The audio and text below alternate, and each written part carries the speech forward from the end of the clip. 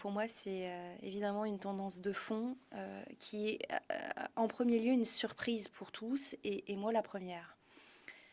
J'ai jamais imaginé avoir une telle, encore une fois, success story dans ce métier et ça émane, c'est une demande qui émane vraiment du marché et on est là pour accompagner les consommateurs finaux dans une recherche de modération ou dans une quête d'intégration pour toutes les personnes qui ne consomment pas, qui sont abstinents, qui veulent conduire, etc., etc. Donc vous avez bien compris, il y a une mosaïque de consommateurs finaux, des vins nolos, enfin en tout cas là je parle beaucoup des zéros.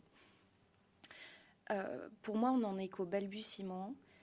Je pense que c'est un petit peu comme imaginer le café il y a quelques années, où on vous proposait en fin de repas, vous souhaitez un café ou un décaf. Je pense que ça devait être particulièrement étonnant de proposer un décaf, parce que je pense que vraiment, les personnes qui aiment le café devaient dire « Mais comment ça, un café sans caféine? Ce n'est pas un café. » Aujourd'hui, on en est là. Donc, sur un apéritif, vous voulez un champagne ou un effervescent sans alcool, c'est très étonnant. Mais on vient de parler un petit peu d'histoire, 8000 ans d'histoire vinique. Je vous parle de l'histoire de... Et on est pionnier dans l'univers du sans-alcool, on a 15 ans d'histoire. Ça veut dire qu'on est au balbutiement.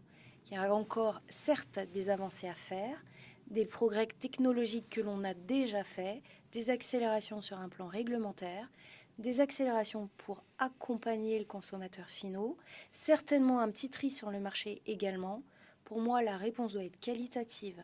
C'est avant tout une expérience gustative. Nous n'avons pas le droit à l'erreur. Nous ne pouvons pas décevoir. Et je suis complètement d'accord avec ça.